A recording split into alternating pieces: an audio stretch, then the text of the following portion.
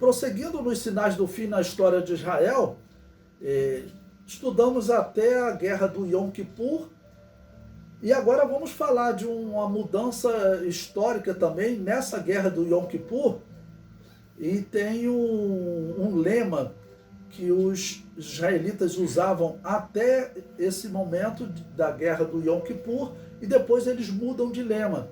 Isso é bem interessante para nós podermos entender o que estava se passando com a história de Israel. Número 3.4, o complexo de Massada. Massada foi a última fortaleza judia de resistência às tropas do general romano Tito. Ali os judeus resistiram durante 3 anos após a destruição de Jerusalém, naquela guerra do ano 70, né? O general romano Tito, ele invadiu Canaã e acabou conquistando Jerusalém no ano 70, e já Massada foi a última fortaleza, foi no ano 73 que eles conseguem conquistar Massada, depois que já tinham conquistado Jerusalém. Tá bom? Então, esse aqui foi um cumprimento das palavras de Jesus, que Jerusalém seria destruída. Bom, então ali eles resistiram durante 3 anos após a destruição de Jerusalém.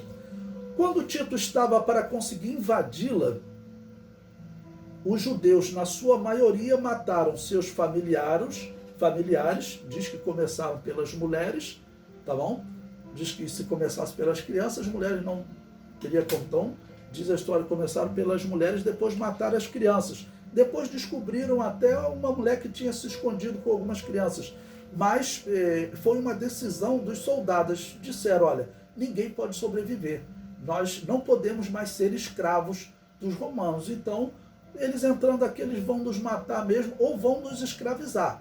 Então, vamos fazer o seguinte, antes disso, vamos nos matar. Então, eles fizeram um suicídio coletivo. Mataram as mulheres, mataram as crianças, depois foram suicidando-se até, e os últimos cometeram suicídio, né? Ou pelo menos o último, claro, cometeu suicídio. Então é chamado de um suicídio coletivo, todos decidem se matar.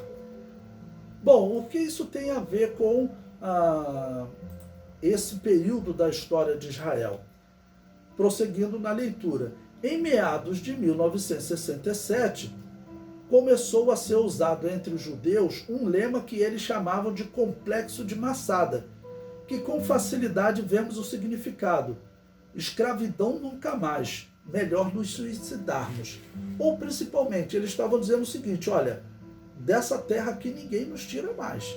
Ou nós vamos morrer o último aqui nessa terra, até pela nossa espada mesmo, mas ser escravo, né, ser expulso da terra, isso não vai acontecer mais. Então eles falavam, nós temos que morrer nessa terra.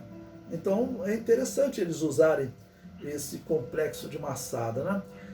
Número 3.5, o complexo de Sansão, ou seja, a partir desse evento histórico que nós estudamos, que os israelitas conseguiram vencer, né, essa guerra do Yom Kippur, eles se mostraram realmente muito fortes, porque o que eles sofreram de derrota em um dia, em 24 horas em que eles estavam orando, pedindo perdão, e não estavam atentos aos noticiários, claro, e às invasões dos árabes, o que eles perderam em 24 horas, eles recuperaram imediatamente nos dias seguintes e recuperaram ainda mais.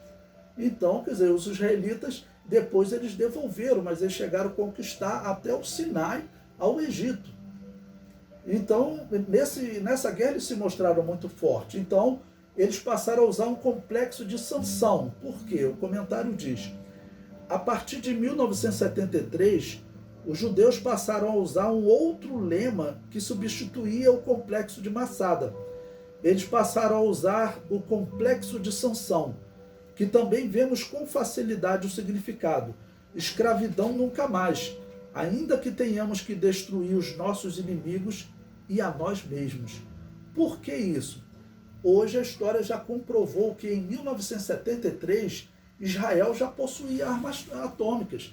Depois da Segunda Guerra Mundial, os aliados dos Estados Unidos todos adquiriram arma atômica, foram os primeiros países que os Estados Unidos, vamos assim dizer, vendeu, né? Claro, a Inglaterra, a França e, claro, Israel era um aliado estratégico naquela região. Por quê? Os Estados Unidos sabia que aquela região era uma região que o mundo ia depender dela. Na verdade, a Segunda Guerra Mundial, ela foi decidida e ela aconteceu por causa daquela região, porque o que estava em jogo ali era o petróleo.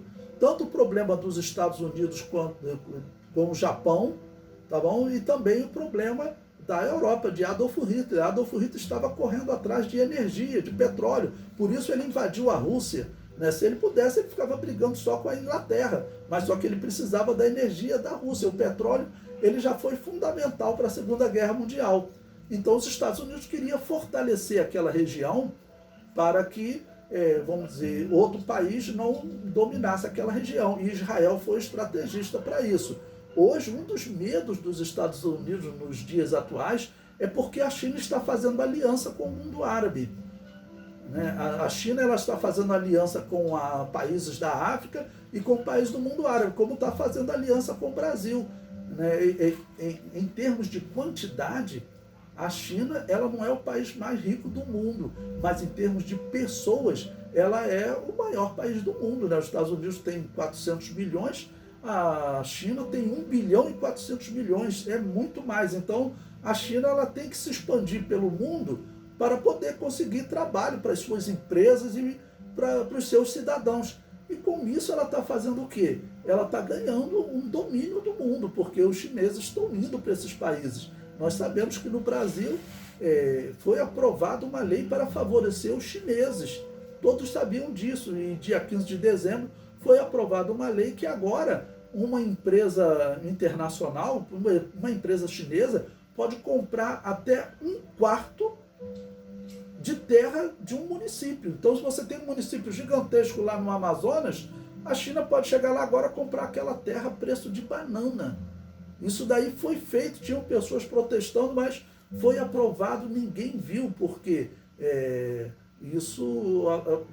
a televisão só fala de coronavírus, mas pode pesquisar na internet. Dia 15 de dezembro, de 2020, foi aprovada a lei que possibilita as empresas internacionais comprarem 25% do território de uma cidade. Né? Então, e a China também nós sabemos que tem um olho grande aqui no Brasil, tá ok? Então, essa região ela era estratégica e continua sendo para os Estados Unidos. Por quê? Porque o mundo ainda depende muito da energia do petróleo. Hoje, se o petróleo, vamos dizer, acabar no mundo, o mundo entra no caos. O transporte vai entrar no caos. Nós sabemos o combustível que existe daqueles que podem usar, por exemplo, um combustível alternativo, o álcool, né? Quer dizer, é um número pequeno. Então, muitos veículos vão ter que passar a usar álcool e não existe colheita no mundo que gere álcool. Então, álcool que atenda a todos, tá ok? Então, surgiria uma grande crise como nós tivemos nos anos 70, que nós tivemos uma crise do petróleo. Então, essa região é uma região estratégica. Então, observe o problema, vamos dizer, que existe hoje no mundo, tá ok? A ambição dos Estados Unidos, a ambição da China, olha a profecia, ou seja, o povo que talvez seja o centro de toda aquela região ali, né, que é uma região petrolífera, que os Estados Unidos quer manter domínio, o país, o maior produtor de petróleo ali é aliado dos Estados Unidos. A família da Arábia Saudita, aqueles sheiks, né, eles alimentam os Estados Unidos com petróleo. Se eles mudarem de lado, né, vai ser um problema também para os Estados Unidos, vai faltar energia para os Estados Unidos. Hoje o homem ele já consegue fazer veículos, né, com outros combustíveis, até veículos elétricos, mas a produção elétrica hoje no mundo não atende ainda. O mundo ainda é dependente do petróleo. Se houver uma crise de petróleo agora, o mundo entra num caos tremendo. O mundo entra num caos tremendo, tudo por causa dessa questão do petróleo. Então, os Estados Unidos continuam tendo grande interesse naquela região. Então os Estados Unidos, ele teria vendido a arma atômica para Israel. E diz a história que então Israel já tinha arma atômica nessa época. E realmente agora é considerado comprovado. Inclusive, na época, era uma primeira-ministra de Israel, ela disse que ela chegou a colocar diversos aviões com armas atômicas no ar.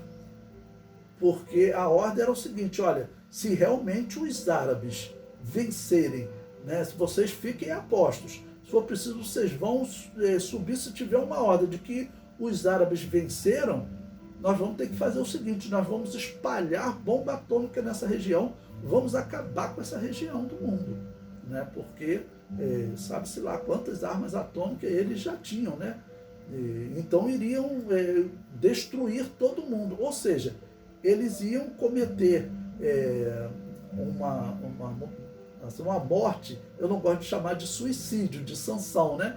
Mas eles iam cometer, tá certo, uma morte parecida com a de Sansão, né? Eu destruo todo o povo de Israel, mas eu também destruo todos os meus inimigos, ou pelo menos destruí o povo de Israel que estava habitando ali em Canaã. Então disse que a ordem era essa, tá ok? Então por isso o complexo de Sansão. O que Sansão fez? Ele, na sua morte, ele derrubou o templo de Dagon e ele acabou por matar mais na sua morte do que durante toda a sua vida. Ou seja, ele venceu os seus inimigos com a sua morte. E Israel, então, acabou por usar esse complexo de Sansão, representando, olha, nós temos armas hoje para acabar com a vida dos nossos inimigos. Ou seja, nós, se for o caso hoje, nós destruímos a nós e aos nossos inimigos. Nossos inimigos não escapam. Seria mais ou menos esse o significado. Tudo isso a partir dessa guerra de Yom Kippur. Por isso que ela é uma guerra assim, realmente fundamental nesse ponto para Israel. Então talvez ela poderia ser, vamos dizer, esse estágio final em que Israel se torna um corpo, ou seja, eu sou uma nação, eu tenho vida, eu consigo sobreviver, tá ok? Agora só precisa nascer espiritualmente, né? Precisa o espírito entrar no corpo.